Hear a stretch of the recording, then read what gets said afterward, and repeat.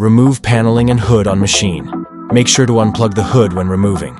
Set aside hood. There will be modifications that will need to be completed later in the assembly process. Remove the exhaust pipe, Y-pipe, and muffler.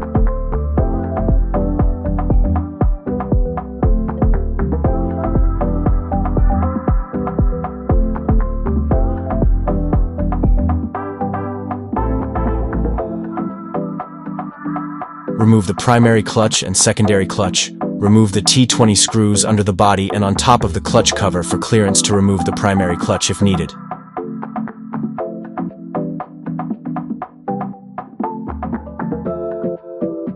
Remove the front bumper. There is 2 bolts on each side up top, and there is 2 Torx by the belly pan. Then remove the Torx bolt for the hood release knob and remove the nose cone.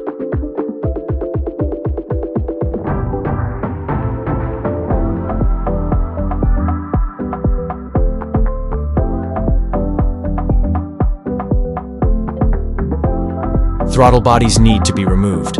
Cut zip tie on the harness to the airbox. Detach throttle cable, manifold pressure lines, unplug TPS sensor on exhaust side, and remove fuel lines from the throttle bodies. Loosen clamps from airbox to throttle bodies and from the cylinder to throttle bodies. Detach coolant lines from throttle bodies which are located on both sides of the bottom. Once all loose, pull throttle bodies towards the nose and upward to remove them.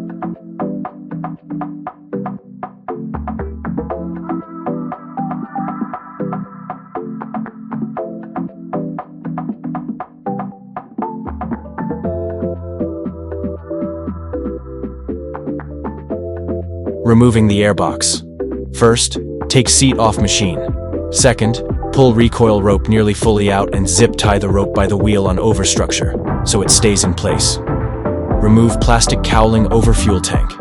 There are 2 bolts that need to be removed on both sides of the cowl. They are T25 with 8mm nuts on the overstructure. Once bolts are removed, take the gas cap off, lift cowl upward and unplug any wires. Once loose, pull cowl straight back and set on tunnel behind the seat so it is out of the way. Loosen steering post so it can be moved out of the way. Remove the 2 T40 bolts that go through the steering post and tie rods which are mounted under the airbox.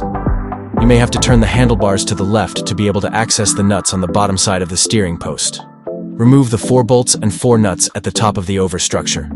Then relocate the throttle cable. You may have to clip a zip tie. Make sure to take note of the location of the throttle cable prior to moving it out of the way, as this is crucial to correct throttle operation and it will need to be correctly reinstalled. Disconnect any wiring that is connected to the handlebar controls to allow free movement. Remove the nut on the very bottom of the steering post. Now pull steering post upward and out of the way of the airbox. Remove the airbox by removing the 2 Torx bolts that secure it to the frame. Disconnect the intake air temp sensor and map sensor. Then pull the airbox upward and clockwise to remove the airbox. Now that the front nose is accessible, grab both coolant lines and point them towards the exhaust side of the engine, as they will now be used for turbo cooling. Using the provided 12-inch braided line with barbed fittings, reuse the hose clamps from the throttle body to attach the new braided lines. Make sure to clock the braided lines, so the banjo fittings are pointed straight up and down prior to tightening the hose clamps, as this will ensure proper sealing when attached to turbo. Remove the wire harness wrap by cutting the zip tie around the harness wrap and peel open the Velcro wrap. Set the Velcro wrap aside as it will be reinstalled later. Rearrange the wiring harness as needed to get the harness to lay as flat as possible to the top of the recoil/stator housing, as the charge pipe will pass through this location. Remove the Oetiker clamp on the oil line closest to the front of the snowmobile. You may need to use a 90-degree pick or similar tool to release the clamp tension from the oil line. Next, you will be removing the oil line and installing the oil block assembly. When the line is removed from the tank, it will begin to weep oil. Install the line into the oil block assembly, then loop back the oil line on the opposite side of the block assembly, back into the fitting that the OEM line was removed from. Make sure to clamp the old oil line and new oil line tightly with the provided new Oetiker clamps.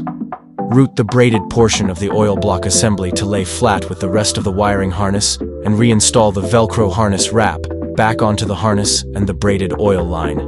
Be sure to try to get the harness and oil line to lay as flat as possible, as the turbo charge pipe will intersect this location. Also, be sure to not kink the new looped back oil line. Install the throttle bodies back on the front of the engine. Once the throttle bodies are installed on the front of the engine, install the provided 2.5-inch to 3-inch silicone adapters with hose clamps. Install the new Plenum assembly into the silicone adapters with hose clamps. Loosely tighten the hose clamps to hold the plenum in position during steering post installation. Put the steering post back into position and thread the nut back onto the bottom of the post, but do not tighten at this time. Then reinstall the tie rods on the bottom of the steering post and tighten them. Reinstall the steering post back into the overstructure and reconnect the connections for all the handlebar controls. At this time, route the throttle cable back into its original position and reinstalled on the throttle bodies. Once the upper portion of the steering post and the tie rods are connected, tighten up the bottom nut of the steering post and operate the handlebars steering left and right. During operation of the steering, ensure that the post is not contacting the intake plenum. Once you have verified the post doesn't contact the plenum, all the hose clamps and hardware can be tightened for the steering post and plenum. Route the connected plenum fuel line under the frame bar and up the A-frame of the overstructure. Disconnect the fuel line from the top of the fuel pump and install the auxiliary fuel line in circuit with the original fuel line. Make sure to zip tie the auxiliary line to the OEM line to secure fuel line. Locate the 6-pin connector on the wiring harness for the fuel injectors, located near the front of the recoil. Unplug the factory connector and connect the provided fuel injector harness into the 6-pin connector. Then fish the new wiring harness through the opening to connect to both auxiliary fuel injectors. Mount the fuel controller on the upper right body panel on the back of the ECU.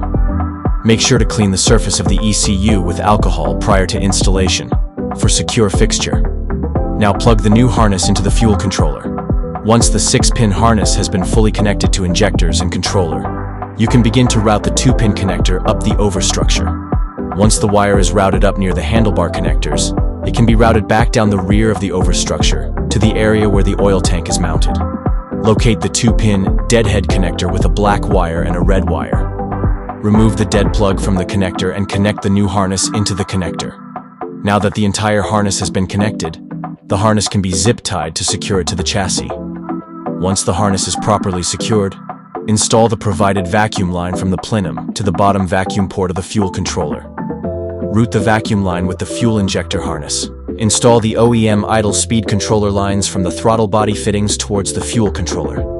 The long one is for the PTO side and the short one is for the MAG side. Find the map sensor connector and route it towards the ECU.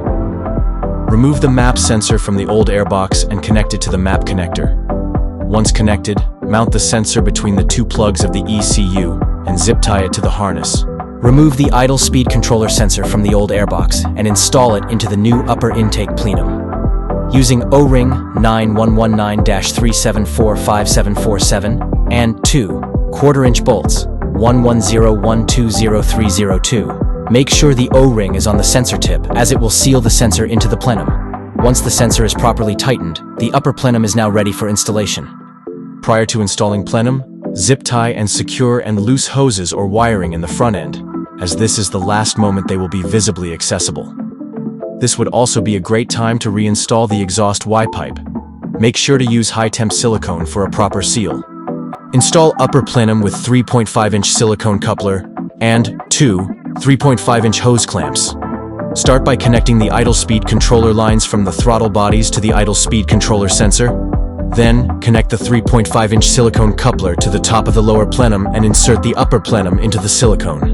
Once the rubber stoppers are resting on the nose cone body panels, the hose clamps can then be tightened. The next step is to install the turbocharge pipe with the 45-degree silicone coupler between the upper intake plenum and the charge pipe.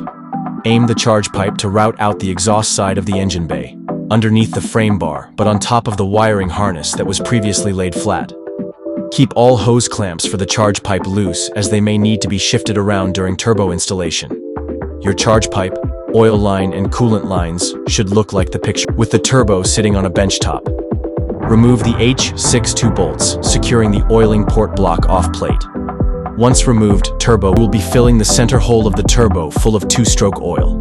However, on the opposite side of the turbo, you will need to plug the fitting with your finger while filling the turbo with oil. If the fitting on the opposite side is not plugged, the oil will weep out. Once the turbo is full of oil, the block-off plate can be reinstalled. Be sure the block-off plate and the gasket are centered on the mating surface. Once the block-off plate is secured, the turbo assembly can be brought to the sled for installation. When installing the turbo assembly into the snowmobile, place rubber silicone for charge pipe on the intake exit of the turbo. Then insert the turbo exhaust exit into the lower body panel exhaust exit hole of sled. Then align the rubber bushing of the lower support onto the exhaust support shaft of the snowmobile chassis. Once the turbo assembly is on the support shaft, you may have to push down on turbo assembly to get the turbo to insert onto the charge pipe. Once the turbo assembly is connected to the charge pipe, components may need to be shifted around to fit nicely. Now that the turbo assembly is in the sled, the oil line that was previously added will need to be primed. Using the provided syringe, fill syringe with 2-stroke oil and fill the oil line with oil. Once the oil line is properly primed with oil, it can now be installed on the fitting that you previously were covering during step 14. The oil line can be properly tightened at this time. Now connect both extended cooling lines to the turbo, one for each side of the turbo. Make sure to use the proper banjo bolts that are provided. Each banjo fitting will have a crush washer for both sides of each banjo fitting and can be properly tightened at this time. Once both cooling lines and the oiling line have been properly attached to the turbo assembly, double-check all connections and alignment of the silicone adapters. Then tighten the rest of the hose clamps securely. Now that the turbo assembly has been properly secured to the sled, you can now install the exhaust pipe back onto the snowmobile. Make sure to reinstall the exhaust pipe temperature sensor in the pipe if it was previously removed. You can now remove the muffler exhaust temperature sensor from the sled as it will no longer be used. Make sure to zip tie up the old connector out of the way. Loosely install final silicone adapter to the intake of the turbo assembly and intake piping straight up from the silicone adapter, as it will be inserted into the hood when the hood is ready for installation. Remove the stock hood plenum by removing the T25 screws that secure the plenum to the hood. You will now need to trim the ears of the drive belt holder to allow room for the intake screen to fit. Using the previously removed T25 screws, install the intake screen as the picture below. Double-check that there is no debris in the hood intake area, as damage to the turbo or motor can occur if ingested.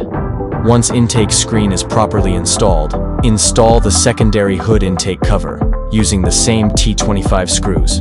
Now install the provided latch kit to the front nose of the hood to allow it to attach to the sled like the original hood piece would. Hood is now complete. Now reinstall the gas tank cowl. Cut the zip tie for the recoil rope and guide the cowl back into proper positioning. Hang on to the rope while cutting zip tie to prevent rope from recoiling rapidly. Make sure to reconnect and resecure the cowl connectors prior to bolting the cowl back into position. The nose cone and the front bumper can now be fastened back onto the sled. Install hood tabs into the gas tank cowl first. Then insert the 3-inch turbo intake pipe into the hood assembly. During the first fitment, the pipe to hood fitment will be tight. This fitment will get looser over time and usage. Secure the hood down into the hood latches and connect the hood connector. Now that the hood is latched to the chassis, the turbo intake piping and silicone adapter can be shifted around to fit the intake pipe and the turbo inlet properly. Looking through the side intake screen of the hood, the turbo intake pipe should only stick through the hood 1/4 to 1/2 inch as not to disturb the flow of air. Once components line up properly, the silicone adapter hose clamps can be tightened properly, with the clutches still removed from the machine. The clutches can be disassembled, cleaned, and the new clutch kit installed. Primary spring, clutch weights, secondary spring, and helix. Once both clutches were serviced, they can be reinstalled back onto the machine. Make sure to torque the bolts down to proper specifications and reinstall the drive belt. Start the machine and monitor the idling machine for any leaks, and make sure to top off coolant reservoir if any amount of coolant was lost during the installation process. During warm-up, make sure to keep an eye on the operating temperature of the engine. Please heat cycle the machine 2 to 3 times to make sure the cooling system has been bled properly, and the new components are operating as intended. Once completed with the heat cycles, the machine is now ready to ride. Disclaimer: Speedwerx is not responsible for any damage that may occur due to the installation of this performance product. Failure to follow instructions can and will result in damage. If at any point in the installation you need assistance, please call our tech line right away. 651-982-6020.